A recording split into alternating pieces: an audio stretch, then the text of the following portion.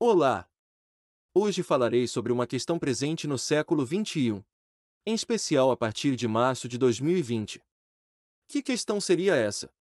A liberdade sobreviverá aos governantes do século XXI.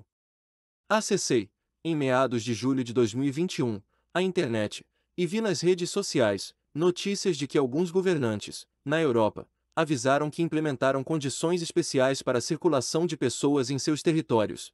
Quem não se enquadrasse em tais condições, ficaria impedido de livre circulação, de acesso a lojas, supermercados, etc. Parece que houve, ainda, a possibilidade de criação de espaços para essas pessoas que não se enquadram em tais exigências, como uma espécie de gueto de Varsóvia. Pensei que tivesse ingressado em uma máquina do tempo e desembarcado na Europa de 1942, governada em grande parte pelo ditador Hitler. Mas não. O ano era mesmo 2021, e o continente que se orgulha de ter sido o berço de vários movimentos em prol da liberdade estava ameaçando entrar em novo período de perseguição aos direitos fundamentais dos indivíduos. Desta vez não foi contra judeus, ciganos, deficientes físicos e mentais, mas sim contra as pessoas que ousavam exercer a liberdade. Entre os governantes europeus, estavam o presidente da França, Macron, e a primeira-ministra da Alemanha, Angela Merkel. Felizmente, uma grande parte da população da França, da Alemanha, da Inglaterra e da Grécia levantaram-se contra a violência da implantação do denominado passaporte sanitário, que, na prática, caso fosse amplamente implantado, aniquilaria a liberdade de tal forma que dificilmente será possível restabelecê-la ainda no século XXI, que ficará conhecido, no futuro, como o século da escuridão pseudocientífica e da perda da liberdade. Se você está gostando do vídeo, deixe o seu like. Aproveite e se inscreva no canal para receber as notificações assim que houver publicação. A Idade Média verdadeiramente iniciará no século XXI, se os propósitos totalitários de vários governantes forem alcançados, com a anuência, intencional ou não, das classes médica e política, com o suporte midiático.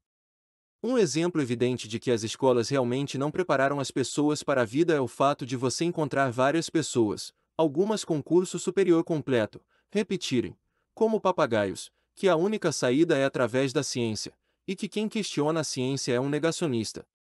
Está provado, com esse tipo de comportamento, que as escolas ensinam apenas a decorar o conteúdo para as provas e não a analisar a realidade e a buscar uma solução através da pesquisa honesta e criteriosa, aprendendo a usar a lógica. Quem quiser ser uma pessoa realmente pensante, precisa ir além do conteúdo exposto nas escolas, complementando a sua formação, em especial lendo os clássicos. Não adianta o debate com essas pessoas, pois elas não sabem sequer o conceito de ciência e que, na ciência, ao contrário do que elas acreditam, o que menos existe é consenso e permanência das verdades, que são sempre transitórias. A única coisa permanente na ciência é a dúvida. Antes que algum mentecapto pergunte se eu sou contra a vacina, respondo logo: não sou contra a vacina. Sou contrário à violência estatal e privada exercida contra as pessoas que querem exercer o direito à liberdade de escolha. Simples assim. Para evitar a repetição dos horrores perpetrados pelos cientistas do Terceiro Reich, alguns documentos internacionais foram elaborados após a Segunda Grande Guerra. Entre eles podemos mencionar o Pacto Internacional dos Direitos Civis e Políticos, de 1966, que no artigo 7º, assegura que ninguém poderá ser submetido à tortura, nem a penas ou tratamentos cruéis, desumanos ou degradantes. Será proibido, sobretudo, submeter uma pessoa, sem seu livre consentimento, a experiências médicas ou científicas. É proibido submeter uma pessoa, sem seu livre consentimento, a experiências médicas ou científicas. Para o exercício do livre consentimento é necessário que o paciente seja informado de forma honesta e precisa sobre todos os riscos, dos menores aos maiores. Porém, infelizmente, no caso das vacinas contra a Covid-19, não há nenhuma informação nos postos de vacinação. Somente a veiculação de que as vacinas seriam seguras e eficazes, apesar de elaboradas em tempo recorde, pois, segundo os noticiantes, a ciência teria evoluído bastante nos últimos anos. Desta forma, milhões de pessoas foram vacinadas no Brasil sem ter acesso à informação clara e precisa. Ao contrário do noticiado nos canais de rádio e de televisão, os próprios fabricantes, em suas bulas, afirmam que ainda não há dados mais sólidos sobre eficácia e segurança, necessitando ainda de mais estudos e de mais tempo para a coleta de dados. Basta ler as bulas que estão disponíveis nos sites dos fabricantes.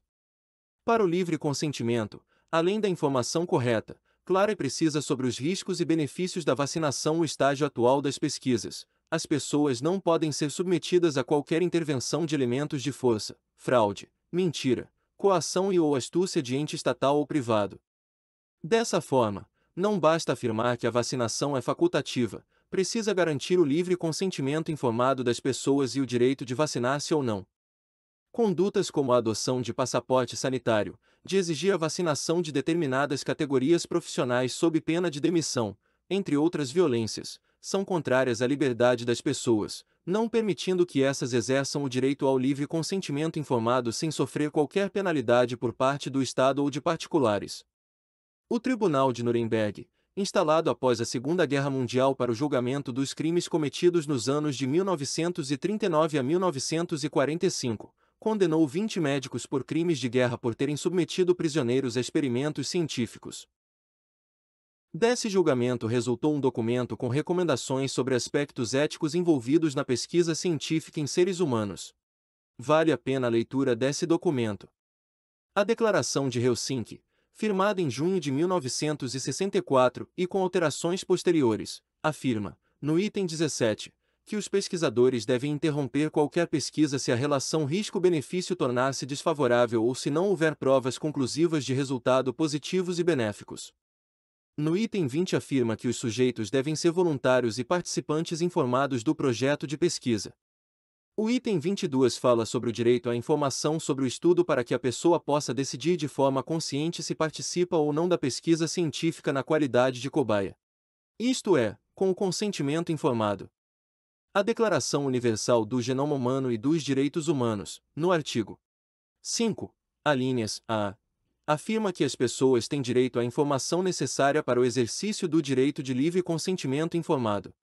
A Declaração Universal sobre Bioética e Direitos Humanos, de 2005, no artigo 6, fala que qualquer intervenção médica preventiva, diagnóstica e terapêutica, só deve ser realizada com o consentimento prévio, livre e esclarecido do indivíduo envolvido, baseado em informação adequada.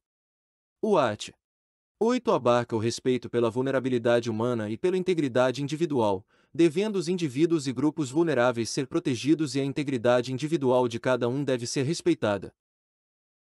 Constata-se que o ponto em comum de todos os documentos internacionais mencionados é o respeito à integridade individual e ao direito ao livre consentimento informado. Isso deve ser buscado por todos os indivíduos e respeitado pelos governos, posto que direitos inalienáveis. Se os eventuais efeitos danosos das recentes vacinas contra o Covid-19 ainda não são plenamente conhecidos, pois há necessidade de mais estudos, conforme reconhecido pelos fabricantes das vacinas, por questão de cautela e de honestidade científica, ainda devem ser encaradas como experimentais e, em razão disso, as ações humanas de vacinação devem ser exercidas com todo o cuidado necessário, em especial informando as pessoas dos riscos e benefícios, bem como que não há ainda conhecimento pleno do comportamento da substância no corpo humano, por ser um fármaco recente, em observância ao Código de Nuremberg, ao Pacto Internacional dos Direitos Civis e Políticos, à Constituição Federal Brasileira, que assegura o direito à saúde, à dignidade da pessoa, à liberdade, entre outros documentos. Um exemplo próximo do público brasileiro em questão de vacina que aparentava ser extremamente benéfica, porém que se provou o contrário, é a vacina contra a dengue, que foi suspensa sua aplicação após se verificar que causava mais danos, e danos graves, do que benefícios aos seres humanos. Desta forma, o direito do indivíduo à integridade física, à liberdade e ao consentimento informado deve ser garantido pelos Estados, e não violado por estes, como parece pretender os protoditadores da França, da Alemanha e da Inglaterra, entre outros que esperam a reação da população daqueles países para se manifestar de forma favorável e definitiva à violência do passaporte sanitário. É defeso aos Estados, aos governantes, à imprensa, aos entes privados, entre outros, de contribuir, de qualquer forma, para a supressão do direito ao livre consentimento informado do indivíduo e à liberdade de escolha de injetar, em seu corpo, qualquer tipo de substância. Há documentos internacionais que respaldam, juridicamente, a liberdade do indivíduo de decidir se toma ou não a vacina contra a SARS-CoV-2 ou qualquer outra. A manutenção da liberdade é responsabilidade dos indivíduos, que devem cobrar dos governantes o respeito a esse direito fundamental, sem o qual as pessoas deixam de ser cidadãos para se tornar escravos dos estados e dos seus governantes.